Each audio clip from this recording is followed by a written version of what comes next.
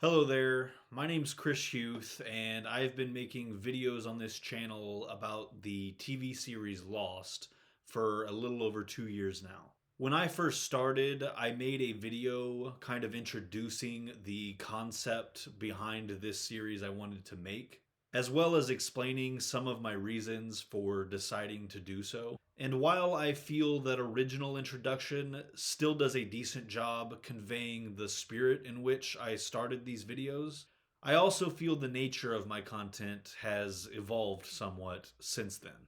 As such, I felt it was time to update my introduction to this channel. While I have done a handful of videos on other topics, and would like to do more eventually, the vast majority of my content is about Lost, and will continue to be for the foreseeable future. With that in mind, this introduction will focus specifically on introducing my Lost content, though it will do so without getting into spoilers. So feel free to keep watching even if you haven't seen the show in its entirety.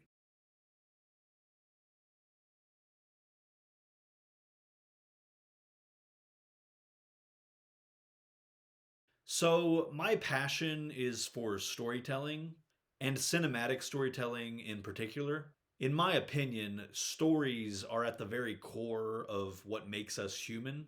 As human beings, we are constantly looking for meaning behind everything that happens to and around us. We're always looking for explanations and answers to that uniquely human question of why.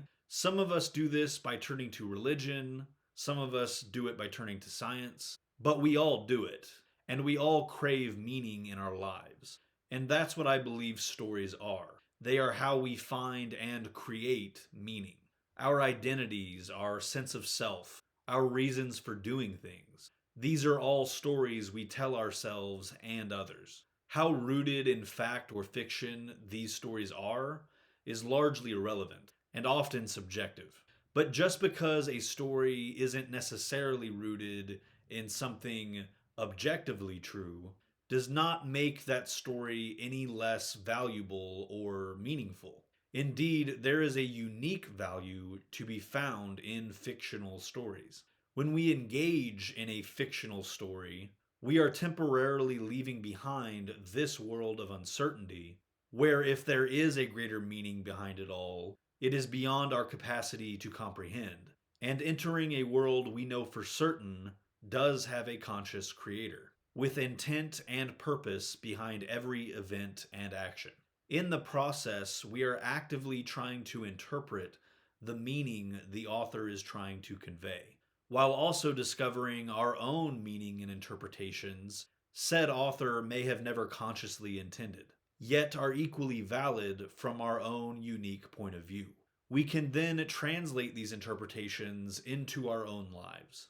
This immersion in situations and emotions that we don't normally experience in our everyday lives affords us the opportunities to think critically about ideas we've never considered before. A good story exercises both our intellect and our empathy, and can help us to expand our view of the world and the people in it. It has the power to teach us things about ourselves while also challenging our perceptions and presumptions about other people. A good story can inspire us to make our communities, our relationships, our lives, and ourselves better. Now, literature is a form of storytelling that uses the power of language to convey a structured narrative, whereas music and visual arts often seek to communicate feelings and emotions that mere words cannot capture. The reason I love cinematic storytelling so much is because it can combine the strengths of all three mediums into one powerfully immersive experience. Of course, with that many creative forces at work, there's far more that can go wrong, and it often does. But with that added risk comes vast potential. And when it goes right, we can end up with some very profound results. Which finally brings me back to Lost. During its 6 season, 121 episode run, there were many, many creative forces and constraints at play. And yet, in spite of this, I strongly believe the end result is one of the most meaningful stories ever told. Indeed, it is the story most responsible for shaping my passion for cinematic storytelling and stories in general. As I've just expressed, there is much benefit to be found in discussing and analyzing any great story. But since it ended in 2010, much of the discussion around Lost has stemmed from people that never experienced the show in its entirety and or didn't fully engage with the series in the way it was intended. This has resulted in the show having essentially the exact opposite reputation that fans like myself feel it deserves. Consequently, countless people that might find the sort of extreme value that I find in Lost have been discouraged from ever giving it a chance. And this is the ultimate tragedy in my eyes. Now, I do already have an entire video, which is also spoiler free, dedicated to specifically addressing this reputation and detailing where I feel some of the many misconceptions about this show come from. So I'm not going to say much more about that here. I will, though, link that other video at the end of this one, as well as in the description below. For the purposes of this channel introduction, the misconception that matters the most is this notion that by the end of the series, many of the audience's questions were left unanswered. What's interesting, though, is that, in my experience, I'd estimate at least 9 times out of 10, a person that is claiming this will cite examples of questions that were in fact definitively answered during the show's run.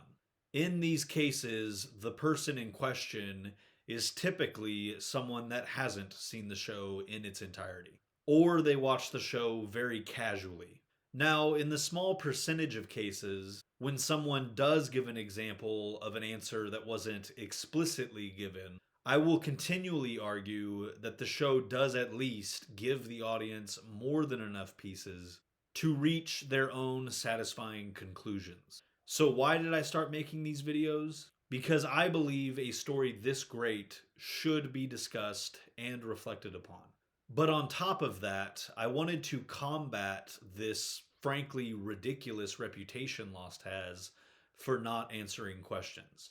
And I wanted to do that by pointing out things that more casual viewers tend to miss, as well as by sharing my own personal views and interpretations of the many more subjective aspects of this series. While I stand by the assertion that Lost resolved the vast majority of its most pressing mysteries, specifically the ones most vital to understanding the story it was telling, there are absolutely plenty of more subtextual elements to what was going on that are certainly left more open to interpretation. Indeed, I think that is in large part the point. Again, as human beings, we are constantly projecting meaning onto or inferring meaning from things and events in our everyday lives. This notion of interpreting meaning when we lack certainty is essentially the definition of belief or of faith. And I think pretty much anybody that has seen this show will agree that the nature of faith, including the value and perils of belief, is one of the biggest ideas Lost explores and asks its audience to ponder. But interpreting meaning where we lack certainty is also the definition of storytelling itself. And so, by its very nature, I feel Lost invites its audience to participate in this most human of acts. And doing so is one of the biggest aims of my series of videos.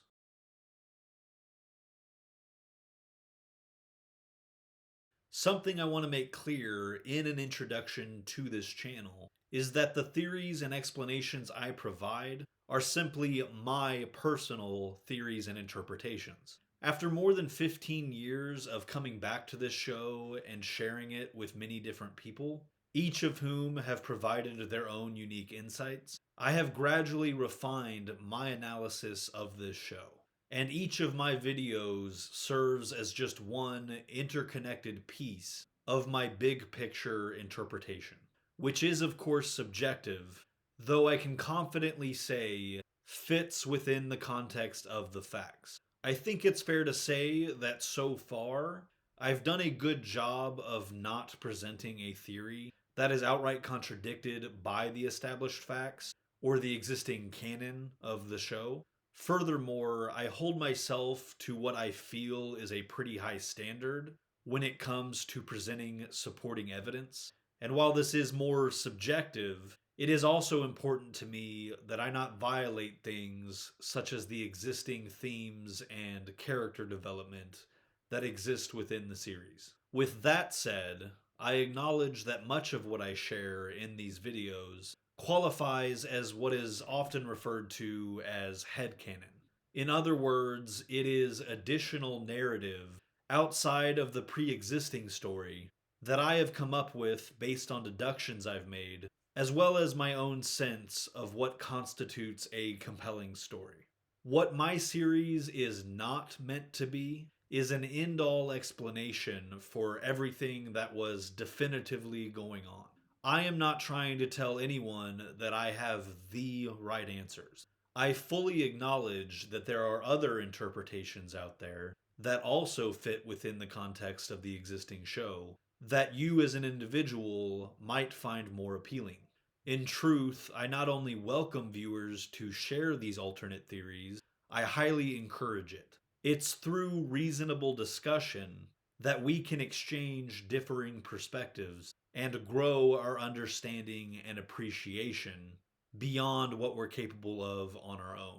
I would say that most of what I love about Lost, I only came to appreciate through conversations with other fans. This dialogue, or this exchanging of ideas and perspectives, is another thing I wish to promote with this channel. One of the ways in which I've been trying to foster these types of discussions is by releasing follow ups to my theory and explanation episodes approximately 1 year after their initial release. In these follow ups, I address some of the feedback that I received in response to that previous video, including questions, counterpoints, and alternate interpretations that commenters have shared. If someone has a subjective interpretation of something that differs from mine, I am happy to discuss it and explain why one subjective interpretation appeals to me personally over the other. And I enjoy having other people do the same. Through that back and forth, we may find our perspectives coming closer together. And when we don't, that's okay too. We can still respect each other's point of view, even when we don't necessarily agree. There is a difference between arguing and respectful, open minded debate, and I am a huge fan of the latter. By providing points and counterpoints, good ideas can be strengthened and bad ideas can be abandoned. This is the ideal way in which people would communicate about things they disagree with. The fact that Lost encourages this type of discourse is yet another thing I love about it.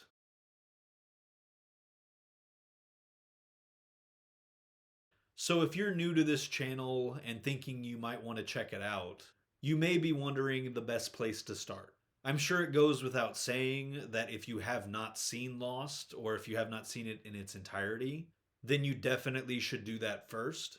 As I'm sure this video has already made clear, I think it's well worth your time, and I cannot recommend it enough. But assuming you've already done that, I do have some things worth noting about the content on this channel. Most of my videos are interconnected, and many of them rely on conclusions reached in previous entries. Therefore, it is beneficial to watch certain videos before others. For this reason, I have 3 separate playlists to choose from, each of which contain all of my theory and explanation videos and their existing follow-ups. And I will link each of these playlists in the description. The first one is what I refer to as the chronological order, and it is simply organized in the order in which each video was released. This is actually the one that I would recommend the least between the 3 options, and that's for a few reasons. The first is that during the writing phase of each video, I often discover that it's better to go back and address a different topic before continuing on with the one I originally planned. Because of this, watching in the release order can probably feel a little all over the place. The second big reason that I don't feel this is the best viewing order is that since the follow ups are released at least a year after the original theory and explanation videos, they appear much later in this playlist. And I definitely think the most worthwhile way to watch each follow up is directly after having seen the original. And the last reason that I'm not a huge fan of the release date playlist is that when I first started this channel, I had virtually no video editing or even really filming experience. So the quality of my earlier videos in particular are not great. But since that time, the quality of these videos has gradually improved and continues to do so. My fear with watching them chronologically, though, is that watching several low quality videos back to back will be a bit rough and not very enjoyable. Then again, maybe some people would prefer to watch how the channel has grown from then to now. For that reason, I have included this one as an option. Now, that said, if that is the case for you, I would recommend actually going with this second option, which keeps the theory and explanation videos organized in the order they were released in, with the difference that after each one, you'll immediately get its follow up before moving on to the next theory and explanation video. I refer to this playlist as the numerical order. Obviously, based on the nature of the follow ups and how they're released approximately a year later, that means there will perpetually be theory and explanation videos towards the end of this playlist that do not yet have follow ups. And this last playlist is the one that I personally would recommend the most, the one I refer to as the narrative order. This playlist is organized based on which videos I think flow into each other the best. Like I said before, I kind of feel out where to go next from video to video. So this often means that I'll end up addressing a topic later on that I'll retroactively think would have been better to address before a previous topic. So when this happens, I place the new video into this playlist at a place that I think makes the most sense. And that does include keeping the follow ups paired with their respective counterparts. Naturally, viewing in this order means the quality level from video to video will fluctuate quite a bit. But in my opinion, it's kind of nice to have the worst quality ones spread out a bit. The only real flaw with this viewing order is that the intros to each theory video, in which I provide brief channel updates and announcements, won't make much sense. But for the purposes of catching up or rewatching, I really don't think it's necessary to watch these intro segments. All of my videos have time codes in the description, which you can use to skip straight into the theory and explanation section of each video. Obviously, I leave it to you to check out whichever videos you want in whatever order you like, but those are my three recommendations. Regardless of the order or extent to which one does so, I am genuinely appreciative of anyone that chooses to check out this channel. If you do happen to find it worthwhile at all, please do help me in growing this channel. The more it grows, the more often I can make videos, the more I can improve the quality, and the more we can potentially change the unfortunate perception many people have of this truly fantastic story. Now, there are many ways in which you can help the channel grow. Simply watching these videos helps a lot, but there are other ways you can support the channel that don't cost you anything besides maybe a few moments of your time. These include subscribing to the channel, clicking the thumbs up button on the videos you like, leaving any thoughts or feedback you have in the comment sections, and sharing this channel with anyone you think might get something out of it. All of these are ways of supporting the channel that are greatly appreciated, but for anyone that may feel like going further than that, I do also have a Patreon set up for this channel, which I will link in the description along with a video that explains each of the tier levels and the perks they each come with. That video is filled with lost spoilers and references, as are the tiers themselves. But if you are already a Lost fan, then I think you'll find it to be a fun little watch, even if you don't plan on donating. I did make it around the time that I started this channel, so it's one of the lower quality videos, but even so, I'm fairly proud of it. Now, before ending this video, there is one last thing I wanted to address. At the time of recording this, my series of theory and explanation videos is titled Getting Lost. It has, though, recently come to my attention that there is a podcast out there dedicated to talking about Lost that has been using that same title since long before I even thought of making these videos. So I want to make it clear in this introduction video that I am not affiliated with that podcast. Since discovering that this title was already being used for similar content, I've been debating whether or not to change the title of my series. At this time, I'm leaning towards keeping it. That said, I did reach out to the hosts of that podcast, letting them know I will absolutely change it if they decide they would prefer that I did. In the meantime, I will also link their podcast in the description for anyone that would like to check out their work as well. But okay, I think that's everything I have. If you've stuck around to the end of this, thank you for that. And I genuinely hope you'll continue to stick around.